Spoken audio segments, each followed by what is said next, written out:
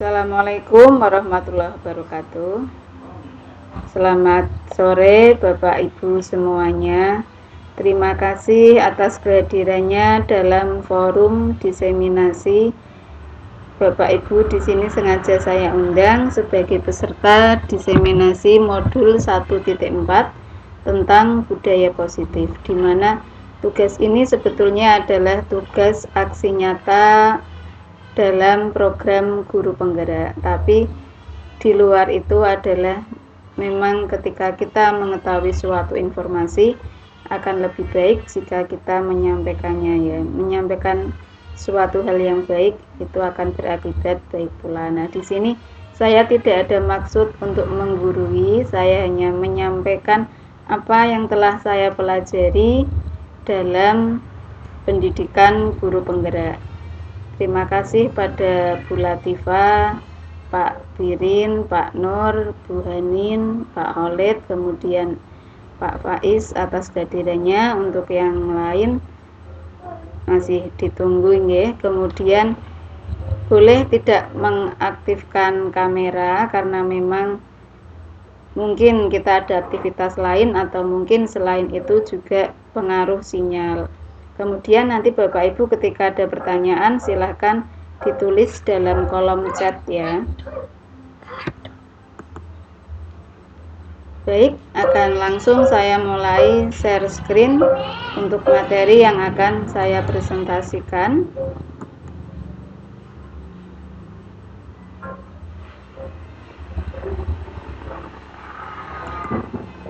Sebentar ya Bapak Ibu.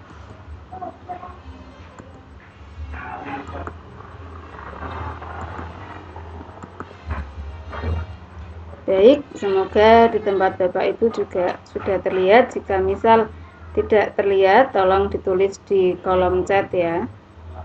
Nah, alhamdulillah sudah terlihat semua berarti ya. Baik, Bapak Ibu.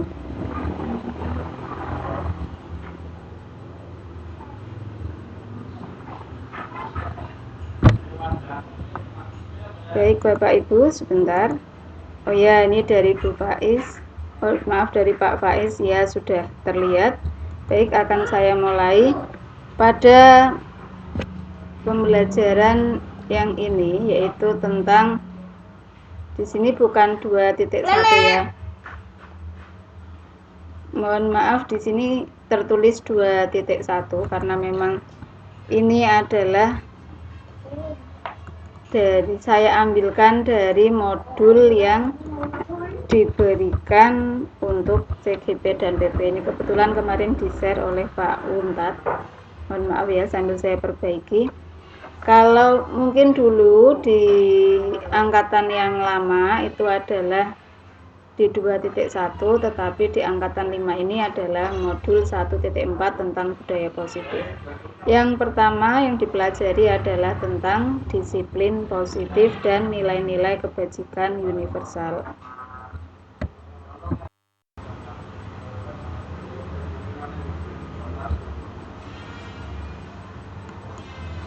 Ya, saya lanjutkan ya Bapak Ibu. Untuk disiplin positif dan nilai-nilai universal, di sini ada beberapa yang dijelaskan di sini. Yang pertama adalah ketika mengikuti pendidikan guru penggerak ini, kami disajikan sebuah ilustrasi yaitu tentang kegiatan kepalang tangan. Nah, mungkin ini nanti bisa Bapak Ibu praktekkan ya. Ada A dan B, yaitu Anda dan teman Anda. Sobeklah secari kertas kecil, tuliskan benda atau sesuatu yang sangat berharga untuk Anda, letakkan di salah satu tangan Anda dan genggam benda atau sesuatu tersebut dengan segala daya. Buatlah sebuah kepalan. Teman Anda akan mencoba dengan sekuat tenaga, dengan berbagai cara, untuk meminta Anda memberikan benda tersebut.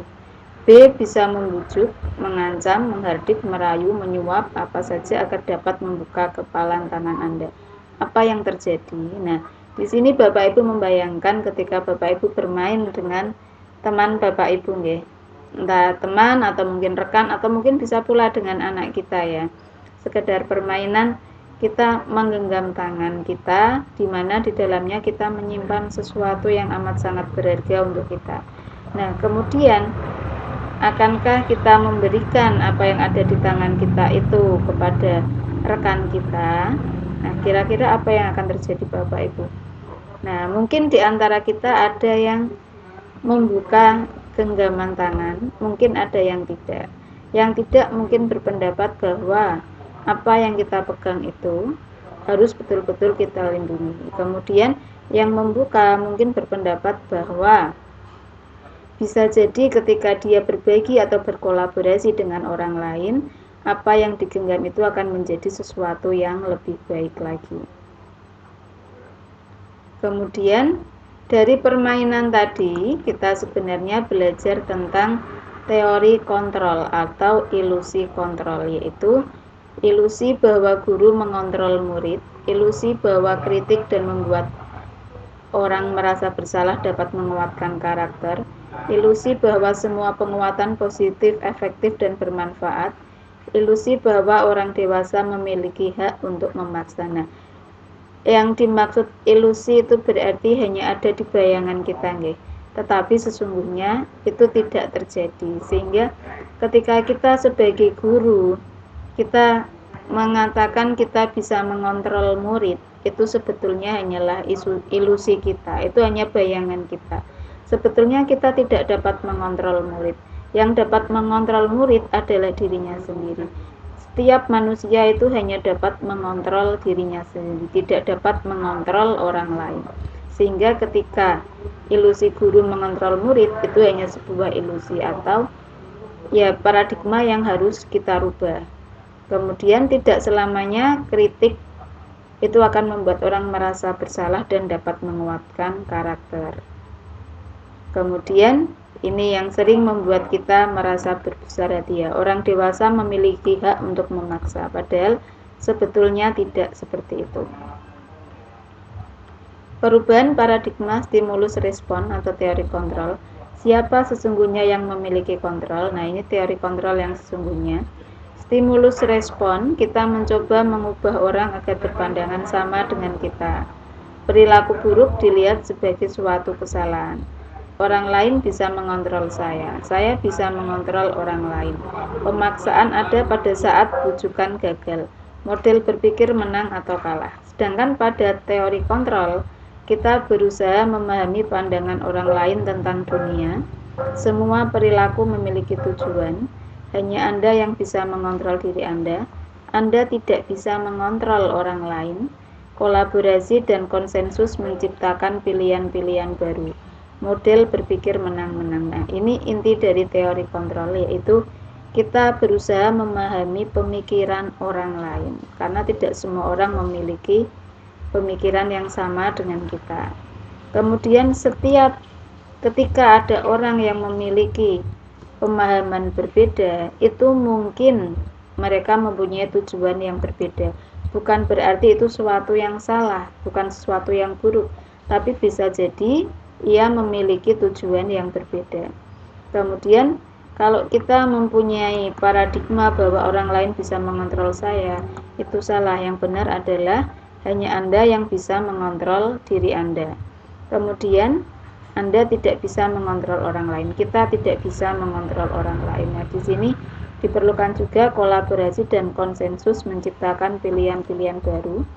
Kemudian model berpikir menang-menang. Di sini semua pihak sama-sama merasakan kebahagiaan ya, sama-sama merasa menang, tidak ada yang merasa dikalahkan. Jadi dalam teori kontrol semuanya merasa puas, merasa nyaman dengan apa yang telah dikerjakan dan apa yang telah diputuskan. Kemudian setelah teori kontrol ini, kemudian adalah apa makna disiplin? Nah, disiplin ini merupakan hal yang wajar kita dengar, sering kita dengar di sekolah ya, hal tentang disiplin.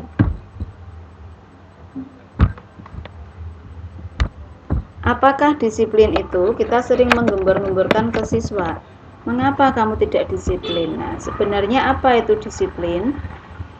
Disiplin berasal dari bahasa Latin, yaitu disciplina, yang artinya belajar. Makna asal dari kata ini berkonotasi dengan disiplin diri dari murid-murid Sokrates dan Plato. Disiplin diri membuat orang menggali potensinya menuju sebuah tujuan, apa yang dia hargai. Namun dalam budaya kita, makna kata disiplin telah berubah menjadi sesuatu yang dilakukan seseorang pada orang lain untuk mendapatkan kepatuhan. Kecenderungan umum adalah menghubungkan kata disiplin dengan ketidaknyamanan, bukan dengan apa yang kita hargai atau pencapaian suatu tujuan mulia. Nah, ini perubahan makna yang tidak tepat. Harusnya disiplin itu untuk menggali potensi seseorang menuju sebuah tujuan yang dia hargai. Namun mungkin bagi kita ya, atau bagi siswa kita, tentunya mereka akan beranggapan disiplin itu berkaitan dengan kepatuhan. Kalau disiplin terhadap peraturan berarti harus mematuhi peraturan. Kemudian di situ akan ada hukuman sehingga membuat siswa merasa tidak nyaman. Nah, kemudian selain itu ada juga nilai-nilai kebajikan universal. Nilai-nilai kebajikan adalah sifat-sifat positif manusia yang merupakan tujuan mulia yang ingin dicapai setiap individu. Nilai-nilai tersebut bersifat universal dan lintas bahasa, suku bangsa, agama, maupun latar belakang. Setiap perilaku atau perbuatan memiliki suatu tujuan. Nah, ini nilai kebajikan universal. Memang dalam program Guru Penggerak itu banyak sekali istilah-istilah baru ya yang kami temukan di sini, tetapi muaranya sebetulnya sama. Hanya saja di sini awal dari program Guru Penggerak di situ dari pemikiran KHD, jadi lebih banyak pada kata-kata yang diciptakan KHD saat itu. Kemudian istilah yang ini nilai-nilai kebajikan universal. Di sini contohnya adalah setiap perilaku atau perbuatan memiliki suatu tujuan. Ini berdasarkan Dr. William Glasser pada teori kontrol 1984. Kemudian dengan mengaitkan nilai-nilai kebajikan yang diyakini seseorang, maka motivasi intrinsiknya akan terbangun sehingga menggerakkan motivasi dari dalam untuk dapat mencapai tujuan mulia yang diinginkan. Ini dari Dian Gessen. Nilai-nilai kebajikan yang ingin dicapai oleh setiap anak Indonesia kita kenal dengan profil pelajar Pancasila. Nah, ini yang sering digembor-gemborkan gitu Bapak Ibu, terutama dalam kurikulum Merdeka, yaitu profil pelajar Pancasila. Apa saja?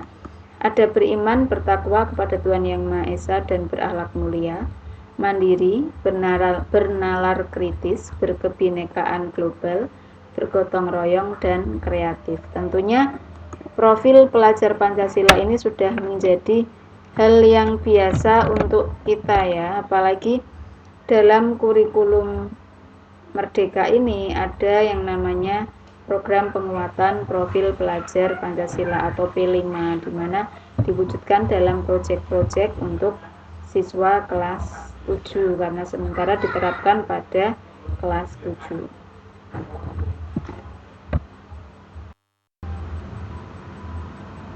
Baik Bapak Ibu, berikutnya akan saya lanjutkan pada eksplorasi konsep yang berikutnya, yaitu pembelajaran 2.2. Ini artinya poin kedua dalam modul 1.4 ya, yaitu tentang teori motivasi, hukuman, dan penghargaan atau restitusi.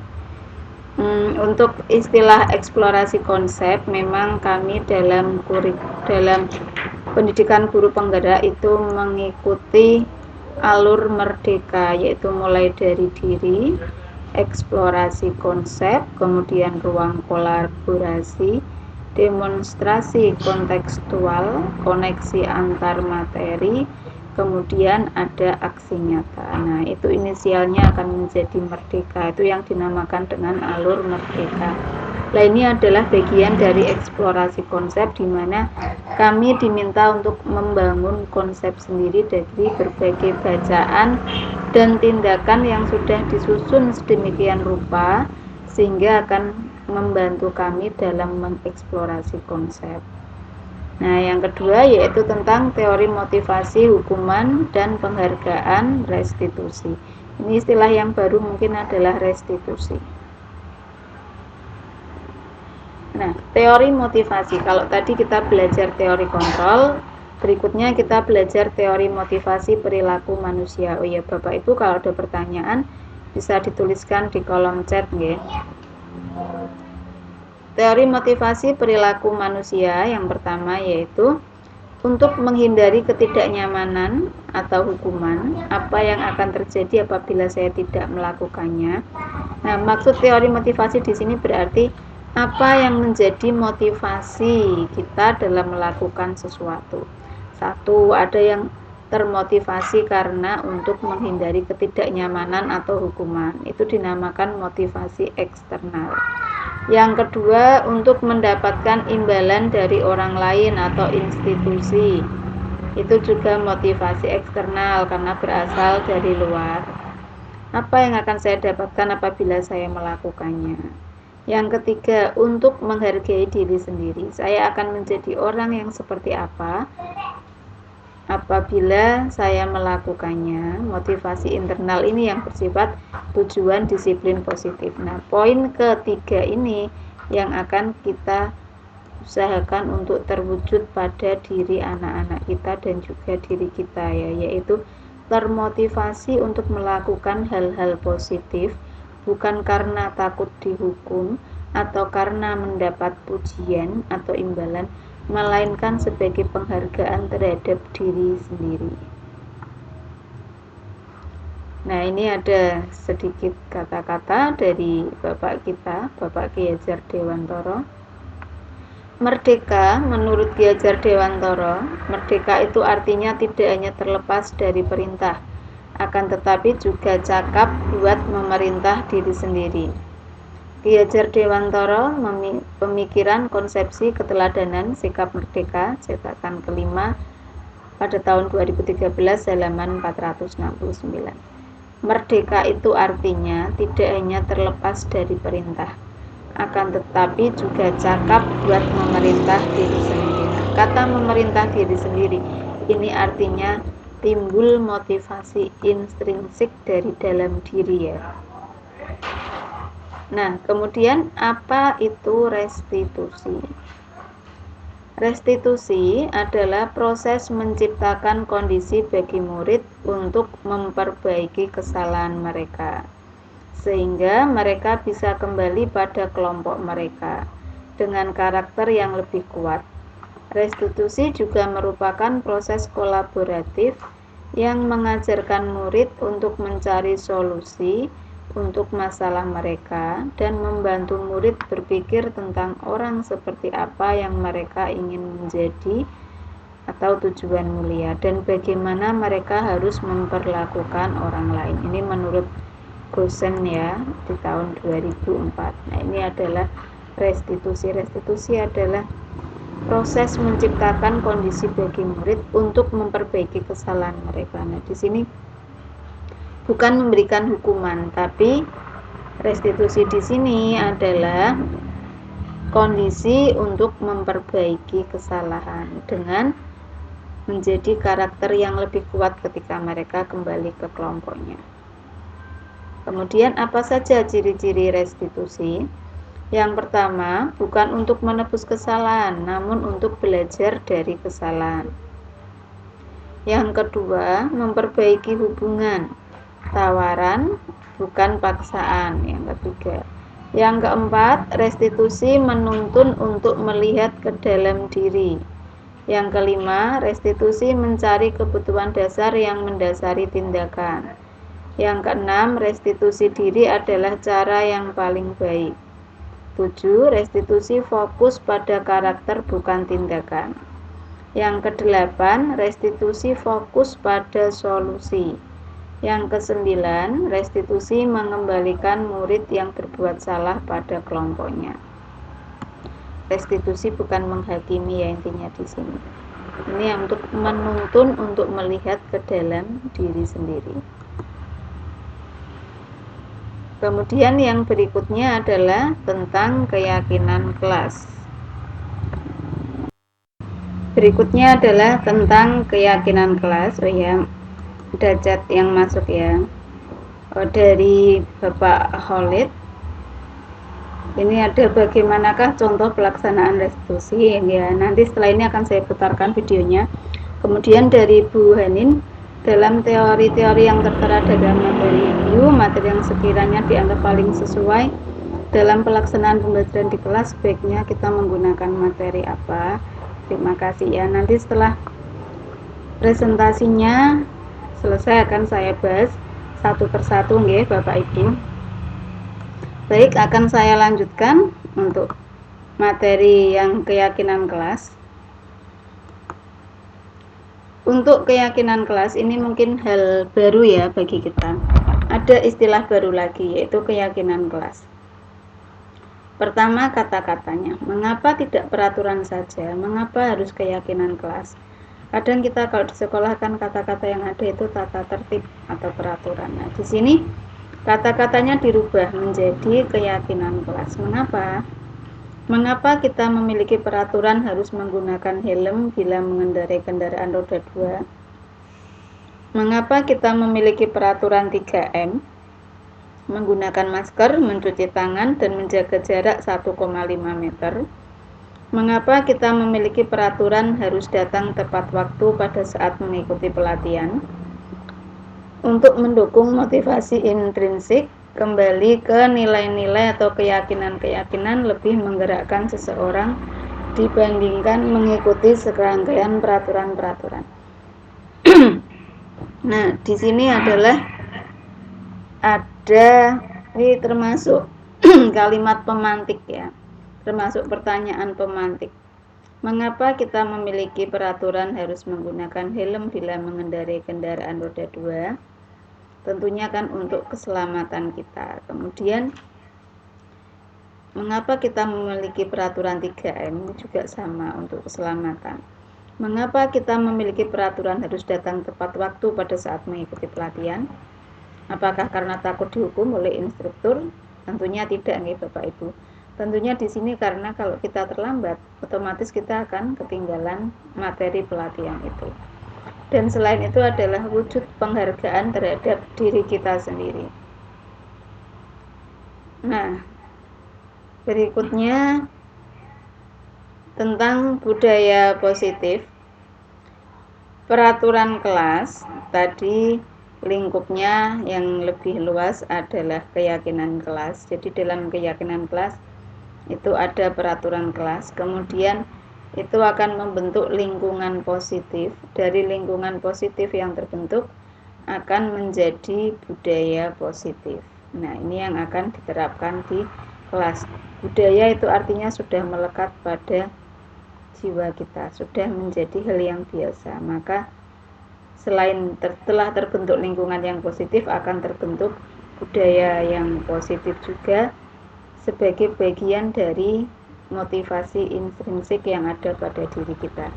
Tidak lagi karena ingin mendapatkan imbalan atau takut karena suatu hukuman, melainkan karena memang sudah menjadi budaya, sudah melekat pada diri kita. Nah, berikutnya ini ada contoh keyakinan kelas. Boleh dinamai kesepakatan kelas juga boleh, keyakinan kelas juga boleh. Ini yang pertama contoh di TK. TK Dharma Wanita Persatuan 1. Kesepakatan kelasnya yaitu datang tepat waktu, mengucapkan salam, menjaga kebersihan sekolah, berdoa sebelum dan sesudah kegiatan, aktif dalam pembelajaran, dan tertib. Kemudian lagi ada kesepakatan kelas secara umum, yaitu kami guru dan murid yang saling menyayangi. Kami murid yang semangat belajar. Kami murid yang peduli dengan teman-teman. Kemudian ini ada contoh keyakinan kelas yang saya coba buat di kelas 7G di sekolah saya, di sekolah kita nggih Bapak Ibu, SMP 1 Melongo. Di sini yang pertama adalah menjaga kebersihan dan ketertiban kelas. kemudian menggunakan handphone hanya untuk pembelajaran saat di sekolah, mematuhi tata tertib dan melaksanakan kegiatan sekolah dengan penuh tanggung jawab. Kemudian saling menghormati dan menghargai dengan penuh rasa kasih sayang. Mengikuti kegiatan pembelajaran dengan sungguh-sungguh. Nah, kalau kita amati Bapak Ibu, dalam kesepakatan kelas ini atau keyakinan kelas ini semuanya menggunakan kata-kata positif. Tidak ada yang menggunakan kata-kata dilarang, tidak boleh. Kenapa? Karena tujuannya membentuk keyakinan siswa, membentuk lingkungan positif, budaya positif, sehingga kita berkeyakinan bahwa yang kita lakukan ini akan menimbulkan nilai-nilai kebajikan dalam diri kita. Nah, keyakinan kelas tadi itu dibentuk bersama-sama oleh guru dan siswa. Kemudian setelah terbentuk akan disepakati semuanya dan ditempel di dalam kelas. Ketika ada siswa yang melakukan kesalahan, maka akan kita kembalikan lagi pada keyakinan kelas tadi yang sudah dibuat. Nah, berikutnya kegiatan pendalaman keyakinan kelas, tabel T dan Y. Nah, ini ada 2 tabel. Ini istilah baru lagi ya. Yang miring ini seperti huruf Y, ini dinamakan tabel Y. Yang lurus dinamakan tabel T. Sebetulnya hampir sama intinya ya. Hanya saja penguraiannya atau bentuknya yang berbeda. Yang pertama adalah hormat. Kami meyakini bahwa sangat penting untuk menghormati semua orang dan barang milik orang lain. Kemudian bekerja. Kami meyakini bahwa sangat penting untuk mengerjakan segala pekerjaan atau mengikuti kegiatan yang telah ditugaskan. Kemudian diterima dan dimiliki. Kami meyakini bahwa sangat penting untuk merasa diterima pada suatu kelompok dan saling peduli satu dengan yang lain.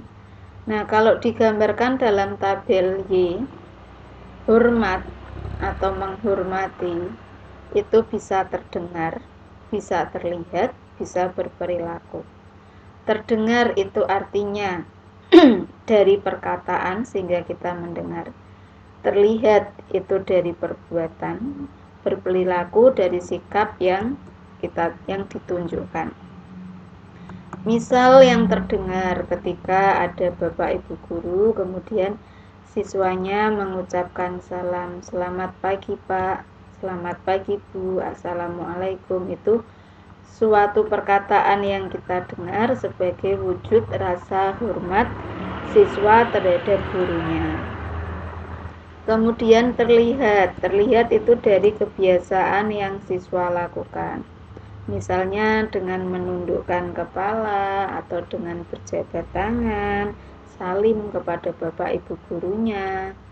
Kemudian saling menghormati terhadap temannya, tidak bertengkar. Berperilaku diwujudkan dalam sikap. Ini juga bisa dalam perilaku sehari-hari, seperti dalam sopan santun kepada Bapak Ibu guru atau juga terhadap temannya. Nah, ketika istilah bekerja ini juga sama. Bekerja itu dapat terdengar, dapat pula terlihat, dapat pula terwujud dalam perilaku. Sedangkan pada tabel T, hormat di sini akan terbagi 2, tampak seperti dan tidak tampak seperti. Tampak seperti itu yang merupakan contoh. Artinya contoh menghormati, tampak seperti mengucapkan salam saat bertemu Bapak atau Ibu guru. Tidak tampak seperti berarti tidak menyapa Bapak Ibu guru ketika bertemu. Kemudian bekerja, misalnya mengerjakan tugas sekolah dengan sungguh-sungguh, itu akan tampak dalam hal nyata yang ada, yang bisa kita lihat. tidak tampak, seperti tidak mengerjakan PR, tidak mau melaksanakan piket kelas, tidak membuang sampah pada tempatnya. Kemudian selain itu ada pula ini ya, rasa diterima dan dimiliki.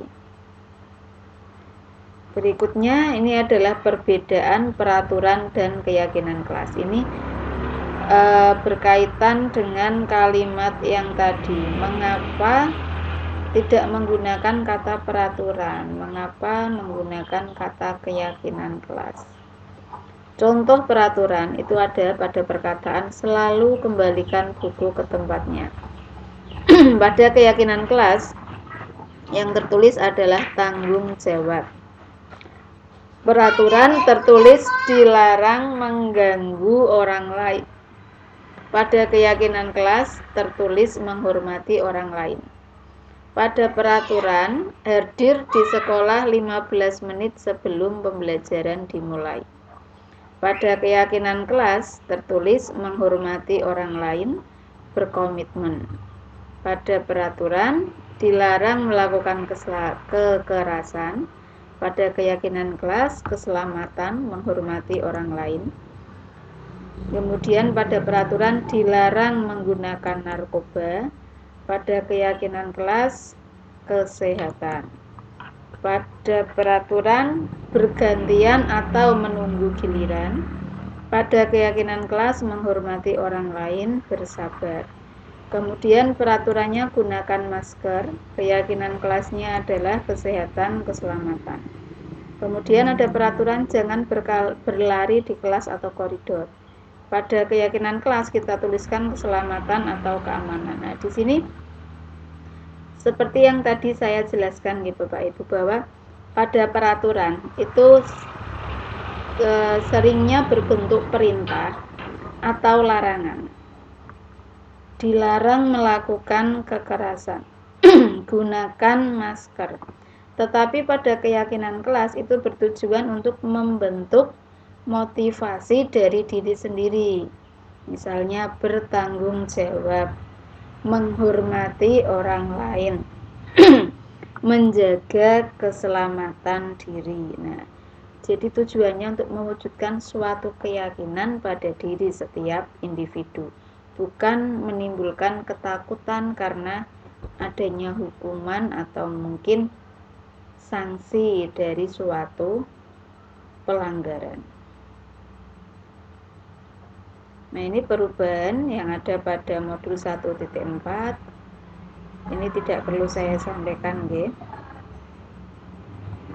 Nah, dihukum oleh penghargaan. Coba sebentar saya.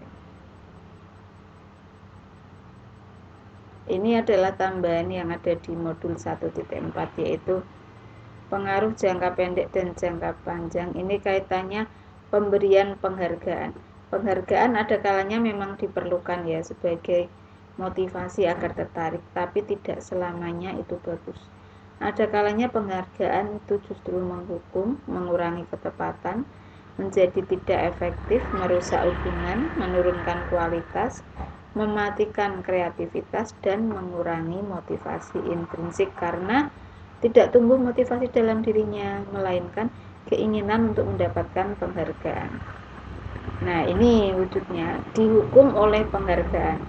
Dapat penghargaan kan harusnya senang, tetapi ini justru dihukum oleh penghargaan karena secara tidak langsung penghargaan itu akan membuat kita berpikir untuk melakukan sesuatu karena mendapatkan imbalan, mendapatkan penghargaan, reward, tapi tidak untuk menghargai diri kita sendiri.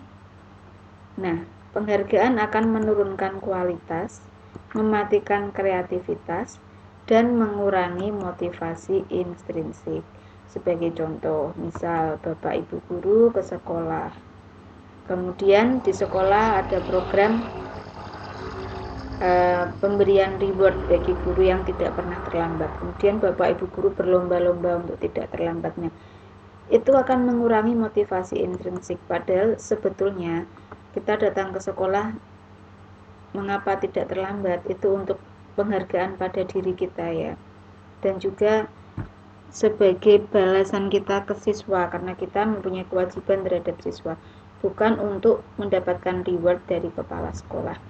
Ya, kepala sekolah memberikan reward program penghargaan itu bagus, tetapi tidak bagus ketika menjadikan anak buahnya menganggap bahwa penghargaan itu adalah alasan untuk melakukan suatu hal positif. Berikutnya tentang hukuman atau konsekuensi tindakan guru. Lah ini ada beberapa contoh tindakan guru yang kadang sering kita lakukan ya. Ketika di sekolah menjumpai siswa yang melakukan kesalahan. Nah, kadang gini, ada siswa yang melakukan kesalahan berulang kali, sudah ditegur berulang kali masih melakukan kesalahan lagi, sehingga bahasa kita guru menjadi kemomosen ya, gemes gitu, dikandani, sudah dikasih tahu bolak-balik kok masih seperti itu, sehingga muncullah hukuman atau konsekuensi, muncullah hukuman yang kita berikan ke siswa. Nah, di sini kita akan membedakan apa itu hukuman dan konsekuensi. Mencatat 100 kali di dalam buku kalimat saya tidak akan terlambat lagi karena terlambat sekolah. Ini termasuk hukuman. Lari mengelilingi lapangan basket 2 kali karena terlambat hadir di sekolah. Ini juga hukuman. Murid diminta untuk push up 15 kali karena tidak menggunakan masker di sekolah. Ini hukuman. Menggantikan kertas tugas teman yang telah dicoret-coret, ini namanya konsekuensi. Membersihkan tumpahan air di meja tulis karena tersenggol pada saat belajar, ini juga namanya konsekuensi. Murid disuruh untuk mengenakan sepatu seharian di sekolah karena tidak menggunakan sepatu hitam. Ini murid disuruh untuk tidak, maaf slide-nya kurang. Murid disuruh untuk tidak mengenakan sepatu seharian di sekolah karena tidak mengenakan sepatu hitam. Ini adalah hukuman. Lari mengelilingi lapangan basket 2 kali karena terlambat 10 menit untuk pelajaran PJOK. Ini adalah konsekuensi. Nah, apa bedanya hukuman dengan konsekuensi? Lah, ini yang akan kita pelajari. Hukuman itu sesuatu yang menyakitkan harus terjadi, membuat anak sakit baik fisik maupun hati untuk jangka waktu lama. Anak membenci kedisiplinan, adanya paksaan, mendorong anak menyakiti diri sendiri. Konsep diri yang buruk, anak belajar untuk menyembunyikan kesalahan. Marah, rasa bersalah, dipermalukan, merasa tak dihargai. Sedangkan pada konsekuensi itu merupakan sesuatu yang harus terjadi, membuat anak merasa tidak nyaman dalam jangka waktu pendek. Anak menghargai disiplin, stimulus, tanggapan, mendorong anak agar mudah menyesuaikan diri, konsep diri yang baik, anak belajar untuk mematuhi peraturan, kehilangan hak, dibuat tidak nyaman, diasingkan untuk sementara. Nah, konsekuensi ini merupakan bagian dari kesalahan yang dilakukan. Jadi sesuai dari kesalahan siswanya. Ini akan membentuk konsep diri yang baik. Kemudian siswa menghargai disiplin. Beda kalau hukuman, siswa akan membenci disiplin karena merasa tersakiti. Kemudian dari hukuman tadi itu akan membentuk identitas yang gagal karena sesuatu yang menyakitkan terjadi, tidak nyaman untuk murid, korban mendapatkan keadilan, murid atau anak akan tersakiti, perilaku pasif agresif meningkat, sistem tidak akan berjalan bila murid tidak takut, berlaku hanya pada sebuah institusi, tidak berlanjut pada kehidupan nyata. Peraturannya adalah kamu harus ... Murid atau anak membenci peraturan, dia bersifat negatif. Sedangkan disiplin itu akan terbentuk dari konsekuensi dan restitusi. Ini akan membentuk identitas sukses, yaitu sesuatu yang harus terjadi walaupun konsekuensi tidak nyaman, tapi hanya dalam waktu jangka pendek. Kemudian selain itu adalah Murid akan menghormati peraturan, bukan membenci, tapi menghormati.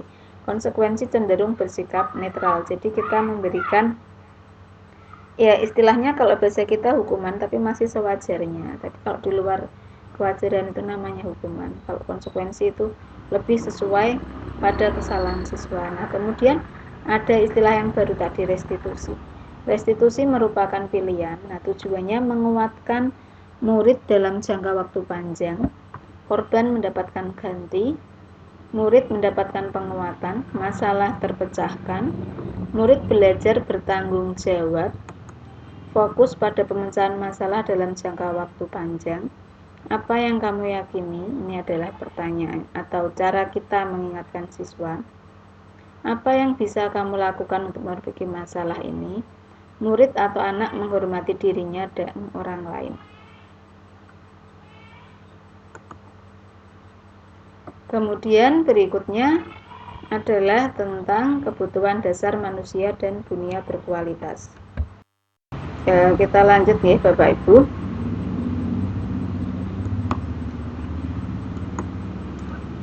Yang keempat, kebutuhan dasar manusia dan dunia berkualitas. Nanti setelah materi selesai baru kita lanjut pada pertanyaan. Ibu guru bilang, aku tidak boleh bersenandung sewaktu mengerjakan tugas. Katanya kelas harus tenang, tidak ada suara. Padahal kan aku suka nyanyi, aku suka dan senang bernyanyi. Nah, ini tentang kebutuhan dasar manusia ya. Nah, pada slide yang terlewat, ini kebutuhan dasar manusia. Tentunya peserta didik kita, murid kita, juga mempunyai kebutuhan dasar ini, yaitu kasih sayang dan rasa diterima, penguasaan, kebebasan, kesenangan. Nah, contoh ini ada siswa yang suka bersenandung, tapi gurunya tidak suka. Kemudian ibu guru tidak menyapa aku hari ini, padahal aku pakai jepit rambut baru. Aku bosan, masa belajarnya cuma gitu-gitu aja, dengerin ibu guru aja. Aku sebel, gambarku tidak rapi, malah ibu guru nunjukin ke teman-temanku di depan kelas. Nah, dari yang pertama, kadang memang siswa kita ada yang mempunyai kesukaan ya, mungkin dia suka mengerjakan sambil bersenandung. Nah, di sini termasuk dalam kebutuhan kesenangan, dia punya kesenangan. Kemudian ibu guru tidak menyapa aku hari ini adalah rasa kasih sayang, dia ingin diperhatikan. Nah, ini hal sepele yang kadang perlu kita perhatikan ya, ketika siswa kita merubah penampilan sedikit, mungkin akan lebih baik kalau kita menyapa, ada yang berubah, kamu cantik, atau mungkin lo rambutnya sudah dipotong jadi tambah ganteng, jadi semakin rapi. Nah, itu akan memberikan rasa bahagia, rasa disayangi. Aku bosen, masa belajarnya cuma gitu-gitu aja. Nah, ini juga dia ingin ada kebebasan, ada kesenangan juga. Nah, ini kalau sebel gambarku tidak rapi malah nunjukin ke teman-teman. Nah, itu menunjukkan penguasaan. Nah, oh ya, selain tadi ada kebutuhan bertahan hidup juga ya Bapak Ibu. Berikutnya ini ada kisah tentang Pak Zulfikar, seorang kepala sekolah baru yang ditugaskan di SMP Bina Generasi Muda. Sejak kedatangannya di sekolah itu, Pak Zulfikar mencoba untuk menyesuaikan diri dengan lingkungan di sekolah tersebut. Sebagian besar guru-guru dapat menerima kehadiran Pak Zulfikar, namun ada beberapa guru yang selalu bereaksi negatif dan dengan frontal mengemukakannya di rapat mingguan. Salah satunya Pak Malik. Dalam rapat guru mingguan, Pak Malik seringkali mempertanyakan kebijakan yang diambil Pak Zulfikar tanpa argumen yang kuat. Rekan-rekannya sesama guru heran dengan perilaku Pak Malik ini karena sebelumnya ia dikenal sebagai seorang guru yang selalu mengikuti kebijakan kepala sekolah, bahkan selama ini cenderung diam bila di rapat guru. Pak Hanafi, sahabat Pak Malik, mencoba mendekatinya dan menanyakan apa yang menyebabkan ia bertindak seperti itu. Ada beberapa kemungkinan jawaban yang diberikan Pak Malik. Identifikasi kebutuhan yang ingin dipenuhi oleh Pak Malik jika responnya seperti di kolom sebelah kiri. Ini kita akan berusaha mengidentifikasi. Ini jawaban Pak Malik. Iseng aja sih sebenarnya aku senang lihat website baru itu kebingungan kalau aku tanya di rapat. Berarti kebutuhan kesenangan. Tindakan kita ya menasihati nggih Bapak Ibu. Ya biar dia kenal sama aku ingin nantinya bisa dekat sama dia dan kerja bareng sama dia. Berarti Pak Malik itu butuh perhatian. Kemudian saya sebenarnya nggak paham dia bicara apa tadi Pak Zulfikar, makanya saya tanya-tanya saja. Berarti butuh penguasaan. Nah, di sini gaya ngomongnya Pak Zulfikar itu monoton sekali ya Pak San. Jadi mendengarnya saya pikir tidak akan selesai ngomongnya begitu saja. Nah, dia menginginkan kebebasan. Berikutnya ini masih ada yaitu 5 posisi kontrol. Nah, ini juga sering kita gunakan di kelas. 5 posisi kontrol di sini ada 5 ya, penghukum, pembuat orang merasa bersalah sebagai teman, sebagai pemantau, sebagai manajer.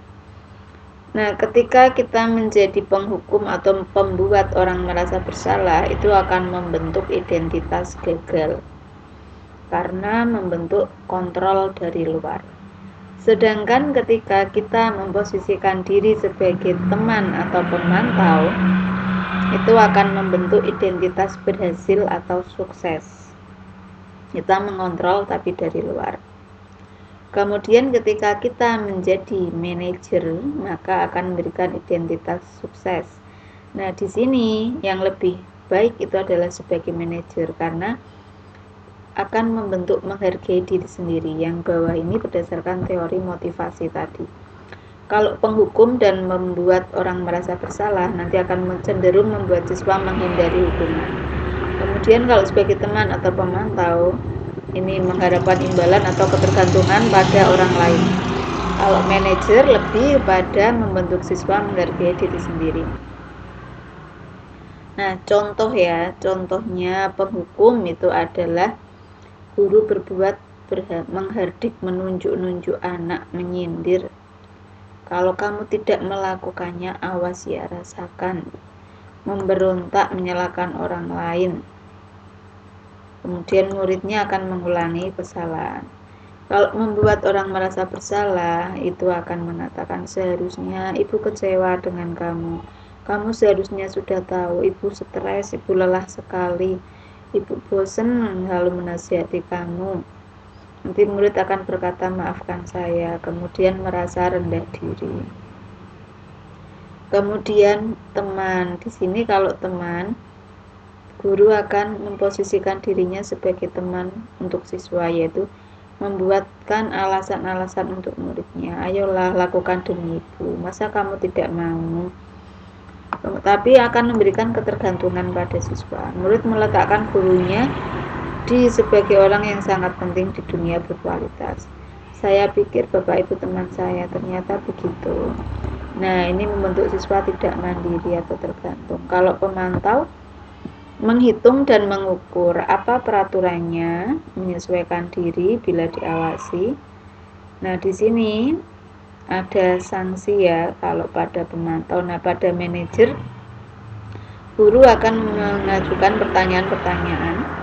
Apa yang kita yakini, apa yang bisa kau kerjakan untuk memperbaiki masalah ini. Ini akan menguatkan pribadi murid kita. Murid meletakkan dirinya sebagai individu yang positif dalam dunia berkualitas. Bagaimana caranya saya bisa memperbaiki keadaan, mengevaluasi diri, bagaimana cara memperbaiki diri. Nah, itu yang posisi manajer. Nah, ini tugas tidak perlu kita kerjakan ya. Saya kecewa sekali dengan kamu. Nah, ini sudah ada jawabannya. Sebagai pembuat rasa bersalah, kamu tidak pernah benar. Ini penghukum. Ayolah lakukan demi ibu atau bapak, ini teman. Apakah kamu mendapatkan stiker bintang hari ini? Pemantau, berarti ada imbalan.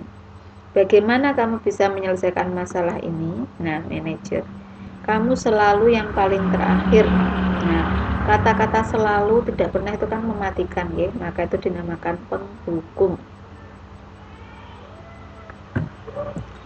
Nah, ini yang terakhir nih Bapak Ibu tentang segitiga restitusi. Ini adalah cara menerapkan proses restitusi. Tadi kan kita sudah singgung, ada hukuman, ada konsekuensi, dan ada restitusi. Nah, ini cara pelaksanaan restitusi. Ada yang namanya segitiga restitusi. Meliputi apa saja segitiga restitusi? Ada yaitu menstabilkan identitas, kemudian validasi kebutuhan, dan menanyakan keyakinan. Menstabilkan identitas artinya kita tidak menghakimi siswa yang melakukan kesalahan. Kita yakin bahwa setiap orang pasti pernah melakukan kesalahan. Kamu bukan satu-satunya yang pernah melakukan ini. Kemudian menanyakan keyakinan, nilai-nilai apa yang telah kita sepakati. Kita ingatkan kembali tentang siswa ya, bagaimana dia meyakini tadi keyakinan kelas. Kamu ingin menjadi orang yang seperti apa? Kalau validasi kebutuhan, kamu tentu punya alasan mengapa melakukan itu. Adakah cara yang lebih efektif untuk mendapatkan apa yang kamu butuhkan? Kemudian nah ini tugas CGP ya, tidak saya bacakan. Nah, ini tentang disiplin positif. Sebentar.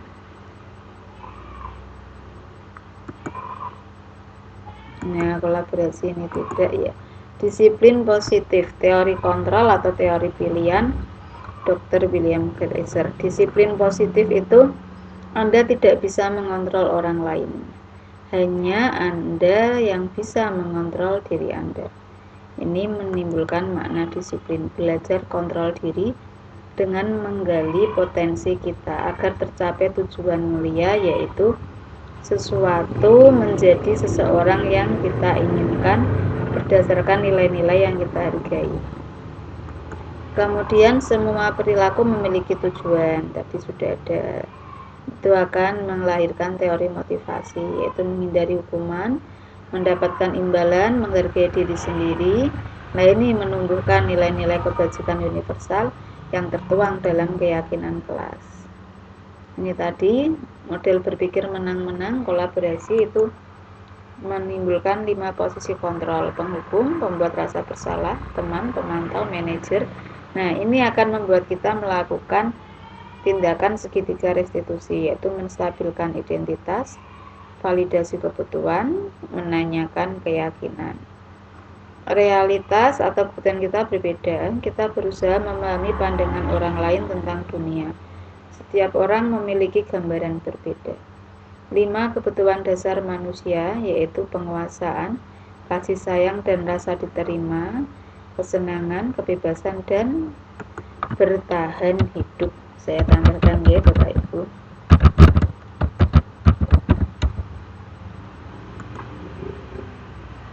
Nah, demikian paparan dari saya. Akan saya stop sharing. Nah, kita akan bahas beberapa pertanyaan. Bapak Ibu, ini rekamannya saya rekam menggunakan rekaman layar ya. Saya rekam menggunakan rekaman layar karena Google Meet yang sekarang walaupun memakai belajar.id, akun belajar, ternyata yang rekaman itu sudah tidak disediakan. Baik, kita akan membuka beberapa pertanyaan. Yang pertama dari Bu Hanin. Dalam teori-teori yang tertera dalam materi Ibu, materi yang sekiranya dianggap paling sesuai dalam pelaksanaan pembelajaran di kelas, sebaiknya kita menggunakan materi apa? Terima kasih. Terima kasih Bu Hanin atas pertanyaannya. Pertanyaan yang sangat bagus sekali. Menurut saya, dari keenam hal yang kita pelajari tadi, semuanya itu sangat penting untuk kita terapkan di kelas, yaitu kita sebagai guru harus memahami kebutuhan murid kita, kebutuhan dasar manusia tadi. Apakah si A itu kurang dalam hal ingin disayangi, atau mungkin ingin dia butuh suatu kebebasan, butuh suatu kesenangan, atau mungkin ingin rasa cinta kasih atau mungkin bertahan hidup. Dia mengalami kesulitan ekonomi, kemudian tidak punya transport untuk ke sekolah, atau mungkin tidak punya uang untuk membeli buku lembar kerja. Nah, di situ kita sebagai guru harus memahami perilaku siswa kita. Kemudian selain itu tadi ada materi keyakinan kelas, itu juga sangat mendukung untuk tumbuhnya keyakinan motivasi intrinsik pada diri siswa. Kemudian tadi juga ada teori motivasi. Nah, itu sangat penting. Artinya kita tanamkan motivasi yang baik kepada siswa, yaitu suatu perasaan menghargai dirinya sendiri. Bukan karena takut akan suatu hukuman atau mengharapkan suatu imbalan atau pujian dari kita. Misal siswa mengerjakan PR ya karena memang dia butuh itu untuk belajar, bukan agar dipuji guru, wah kamu rajin sekali, bukan agar nilainya 100, bukan agar tidak dihukum oleh guru. Nah, tapi ada keinginan, ada kebutuhan dalam dirinya bahwa keyakinan PR itu adalah hal yang berguna untuk dia. PR itu adalah salah satu cara untuk memahami materi selain membaca. Kemudian tadi ada teori kontrol, itu juga sangat penting untuk kita terapkan di kelas karena kita tahu siswa kita itu beragam. Akan pula banyak siswa yang mungkin melakukan bukan pelanggaran ya, istilahnya apa ya, penyimpangan mungkin. Nah, dia tidak melakukan sesuai peraturan atau sesuai keyakinan kelas, yaitu tadi karena dia punya kebutuhan yang ingin merasa tercukupi sehingga dia mulai berlaku aneh-aneh. Nah, di situ kita perlu menggunakan teori kontrol agar tahu bagaimana memposisikan siswa sebaiknya agar menumbuhkan motivasi intrinsik, bukan perasaan takut ketika berada di kelas, ketika berada di sekolah, harus mematuhi peraturan karena dia takut dihukum dan lain sebagainya, tetapi betul-betul tumbuh keinginan dalam dirinya, suatu rasa untuk menghargai diri. Nah, dari situ nanti akan terbentuk lingkungan positif dan selanjutnya akan membentuk budaya positif yang ada di sekolah. Kemudian berikutnya adalah bagaimanakah contoh pelaksanaan restitusi. Nah, ini dari Pak Khalid nggih. Nah, terima kasih Pak Khalid. Betul sekali, memang restitusi ini hal yang baru ya. Tapi ya kita bersama-sama belajar mewujudkan restitusi. Jadi tidak selalu ketika menghadapi siswa itu selalu dengan sebagai penghukum atau memberikan konsekuensi, tapi ada kalanya kita menggunakan restitusi untuk membangun keyakinan siswa, membangun motivasi intrinsik. Nah, untuk ini akan saya putarkan video nggih Bapak Ibu. Saya ambilkan dulu videonya. Saya ambilkan dari video koneksi antar materi. Sebentar nggih Bapak Ibu. Sebentar. Akan saya share screen nggih. Akan saya share screen. Nah, ini sudah terlihat nggih di layar Bapak Ibu. Akan saya putar videonya. Ini contoh segitiga restitusi. Ini saya praktekkan di kelas, bisa dicermati dulu.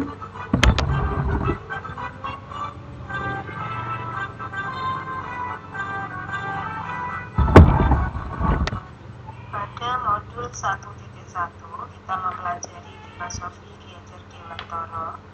Dari filosofi Ki Hajar Dewantara kita menemukan tujuan pendidikan, yaitu terbentuknya siswa sesuai dengan profil pelajar Pancasila. Nah, Untuk mendukung terwujudnya filosofi KHDKT, diperlukan budaya positif seperti yang ada pada modul 1.4. Kemudian pada modul 1.2 kita mempelajari peran dan nilai guru penggerak, di mana peran dan nilai guru penggerak di situ intinya adalah membentuk budaya positif yang akan mengacu terwujudnya profil pelajar Pancasila. Untuk meluruskan niat sesuai dengan peran dan nilai guru penggerak, maka pada modul 1.3 kita belajar visi guru penggerak. Di situ kita membuat pernyataan yang menguatkan niat kita, yaitu membentuk profil pelajar Pancasila. Nah, di sini keterkaitan antara modul 1.1, 1.2, 1.3, dan 1.4 semuanya bermuara pada terwujudnya profil pelajar Pancasila. Hanya saja di modul 1.4 kita lebih menjurus pada pembentukan budaya positif. Untuk membentuk budaya positif ini tentang di sekolah kita, pembentukan budaya positif, diperlukan keyakinan kelas, kemudian adanya posisi kontrol, kemudian adanya restitusi untuk membentuk motivasi intrinsik yang ada pada siswa. Nah, nanti dari budaya positif yang terbentuk, maka akan terbentuk nilai-nilai kebajikan seperti yang tertera pada profil pelajar Pancasila. Nah, ini contoh seorang siswa yang tidak memakai hesduk. Ketika saya tanya apa keyakinan kelasnya, kemudian dia menjawab keyakinan kelasnya adalah mengikuti peraturan sekolah, tapi ternyata dia tidak memakai. Setelah beralasan, akhirnya dia mengatakan dia membawa di dalam tas, tidak dipakai karena sumuk. Nah, yang sering terjadi. Nah, ternyata siswa itu tidak bisa memakai hesduknya sendiri. Tadi melipatnya itu asal-asalan, sehingga saya bantu untuk memasangkan.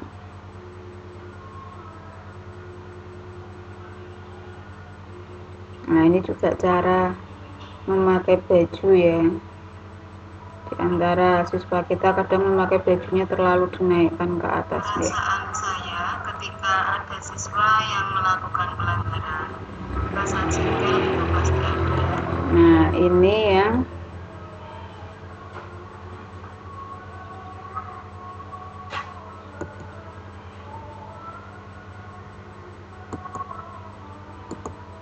itu tadi yang contoh salah satunya. Nah, masih ada contoh lagi, saya carikan ya Bapak Ibu.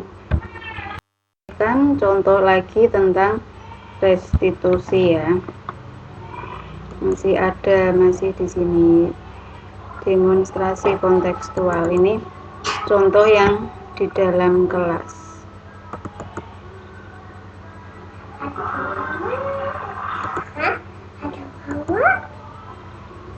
Bentar, saya share screen dulu ya.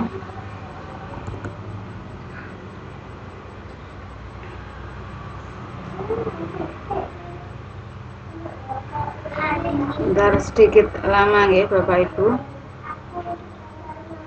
karena pengaruh jaringan. Dalam video ini nanti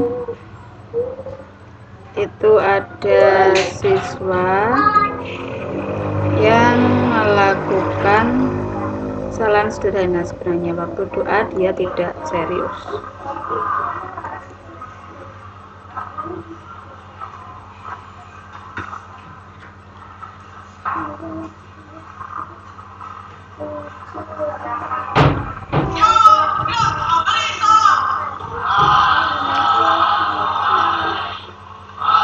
Ini nanti di sini ada contoh penerapan segitiga restitusi pada siswa yang tidak berdoa dengan bersungguh-sungguh. Nah, ini adalah hal yang kadang kita alami gini.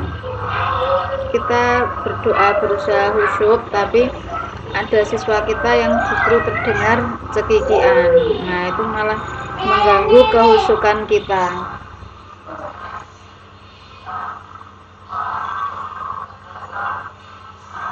atau kadang ada yang bermain-main sendiri di bawah mejanya atau mungkin memperhatikan yang lain.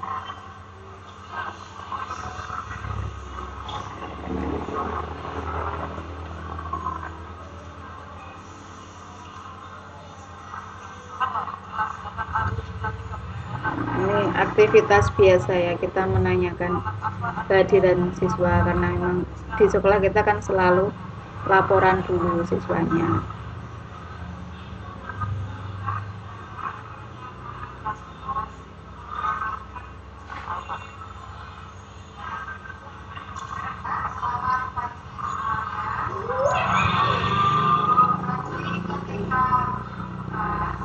Nah, di sini guru mulai menunjuk siswa yang tadi tidak serius saat berdoa. Nah, sebelumnya guru menanyakan keyakinan kelas sendiri, apa yang harus kita lakukan saat berdoa. Kaitannya dengan siapa ketika kita berdoa? Kaitannya kita meminta kepada Tuhan. Coba anunya karena saya ingat hanya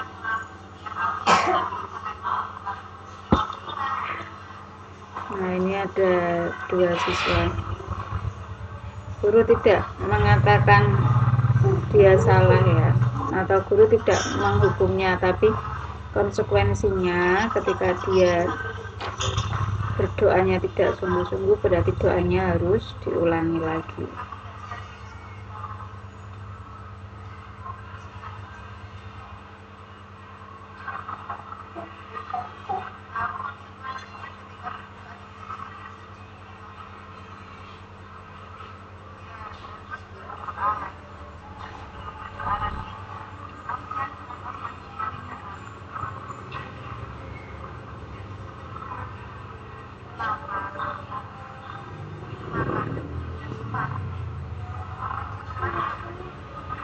Nah, di sini siswa tahu ketika dia tidak berdoa, dia harus mengulangi. Kemudian kalau diamati ini si Alfian ini bajunya kurang rapi nih Bapak Ibu.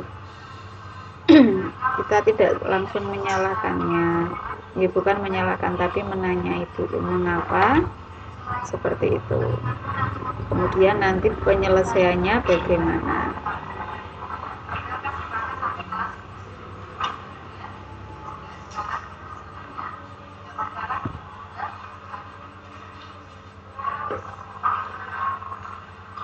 Nah, siswa berdoa kembali. Di sini tentunya guru juga bersama-sama ya membimbing siswanya.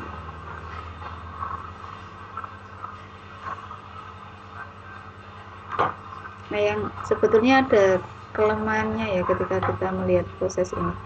Ketika guru menanyakan tentang pelanggaran dua siswa ini, itu siswa-siswa yang lain waktu belajarnya jadi berkurang. Itu yang sering kita alami di kelas. Nah, untuk itu kadang sebelumnya kita minta siswa untuk mempelajari materi yang hari ini akan dipahami atau mengulas dulu materi yang sebelumnya.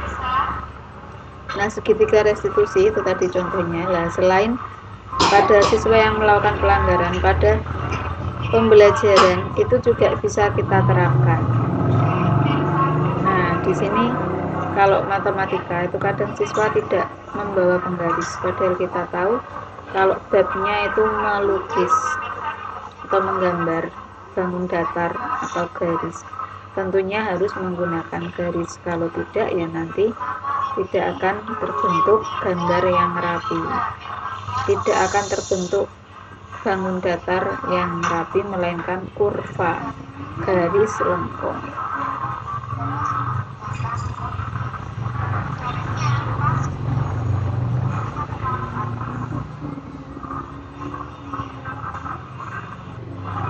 Nah, ini beberapa komentar siswa.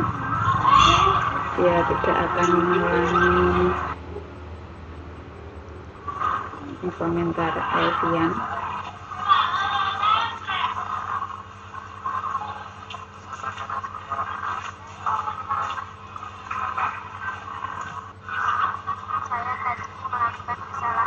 kemudian ini Selvia ya, dia tidak memakai penggaris saat menggambar. Nah, kalau tidak memakai penggaris berarti hukumannya ya biasa ya Bapak Ibu, mungkin dia mengulangi gambar yang sama atau mungkin mengerjakan yang lain. Ada lagi yang ditanyakan Bapak Ibu? Berikutnya ini ada dari Pak Nur Ahmadi, yaitu terima kasih materinya Bu, semoga kita bisa bersama-sama mensukseskan. Terima kasih apresiasinya Pak Nur. Memang untuk mewujudkan budaya positif itu tidak bisa untuk dilakukan sendiri. Kita harus melakukannya bersama-sama nggih Bapak Ibu. Harus berkolaborasi. Ketika misalnya ada satu siswa melakukan suatu pelanggaran, kemudian penanganannya berbeda, itu akan menimbulkan pemikiran yang berbeda pula pada diri siswa.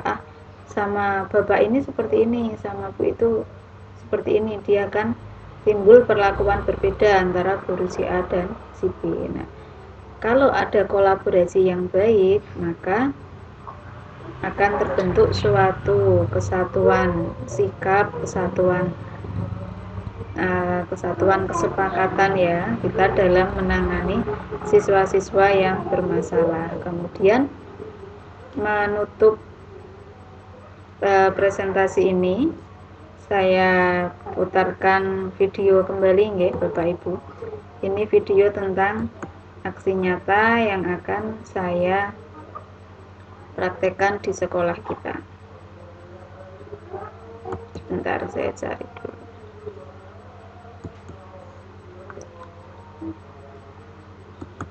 Modul 1.4.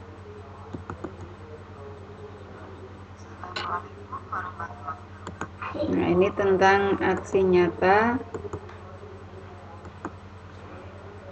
Nanti hanya saya putarkan sekilas-sekilas, tidak lama.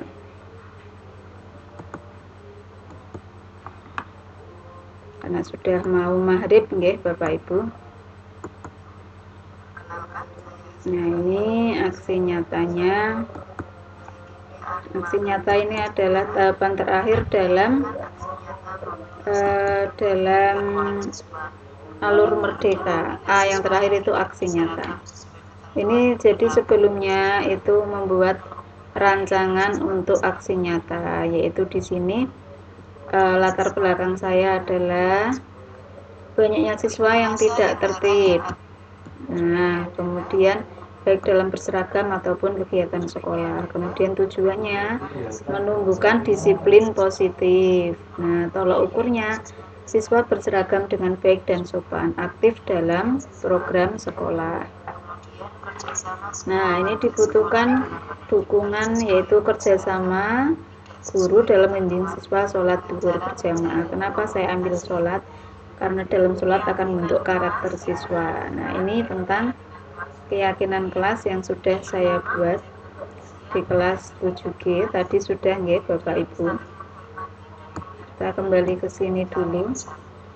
Nah, ini dukungan ini ya, selain kerjasama dalam membimbing siswa sholat, ini tentunya juga fasilitas musola juga harus diperhatikan. Kemudian kerjasama ini tadi yang saya jelaskan, kerjasama atau kolaborasi semua warga sekolah sehingga satu aksi untuk menangani semua siswa. Nah, ini contoh program-program sekolah kita. Asmaul Husna ini di awal literasi keagamaan. Ini siswa yang depan karena non Islam ya, jadi tidak ikut. Kemudian mungkin Asmaul Husna ini akan lebih baik lagi kalau dilaksanakan setiap hari ya. Tapi di awal jam sehingga tidak mengganggu pembelajaran. Tujuannya apa? Ya membentuk karakter siswa, keimanan. Kalau imannya baik kan insya Allah karakternya baik. Ini tadi ada kebiasaan salam, senyum, sapa, saling di akhir pembelajaran. Karena sudah tidak, ya masih COVID, tapi anak-anak kan sudah vaksin kedua, gurunya vaksin ketiga, maka beberapa siswa tidak memakai masker. Ini literasi digital, literasi yang berbasis dengan penggunaan handphone untuk mencari literasi digital. Ya, saya percepat sedikit. Nah, ini tadi penggunaan segitiga restitusi dan teori kontrol. Ini contoh siswa yang tidak atau memakai kaos kaki tapi dilipat. Nah, di sini saya minta maju ke depan. Saya suruh narik kedua-duanya dengan diikuti oleh siswa yang lain. Nah, jangan bosan-bosan ini Bapak Ibu, karena kalau kita bosan, maka siswa juga akan melakukan itu. Akibatnya kaos kakinya cepat rusak. Ini ada siswa yang terlihat bermalas-malasan. Ternyata dia sakit, merasa kurang enak badan. Nah, di sini juga kita jangan menghakimi, wah kamu sakitnya pura-pura. Kita kan nggak tahu, barangkali memang dia betul-betul sakit. Nah, ini ada tanggapan dari Pak Nur Ahmadi. Nah, karena waktu sudah maghrib, kita akhiri untuk sesi kita nggih Bapak Ibu. Terima kasih atas tanggapan teman-teman, terima kasih atas waktu yang sudah disediakan. Kemudian semoga dari paparan ini, dari contoh-contoh ini, kita bisa berbuat lebih baik lagi untuk sekolah kita, untuk dunia pendidikan. Semoga semakin maju, tercipta karakter siswa yang berbudi pekerti luhur dengan motivasi yang baik, yaitu mampu menghargai diri sendiri dan juga orang lain. Sekali lagi saya ucapkan terima kasih Bapak Ibu atas waktunya. Sampai jumpa lain waktu nggih, kita saling mengingatkan kalau di sekolah, kemudian saling berbagi ilmu, karena satu ilmu yang kita peroleh akan bermanfaat untuk banyak hal. Terima kasih sekali lagi, selamat menunaikan ibadah sholat maghrib. Saya akhiri, assalamualaikum warahmatullahi wabarakatuh. Waalaikumsalam.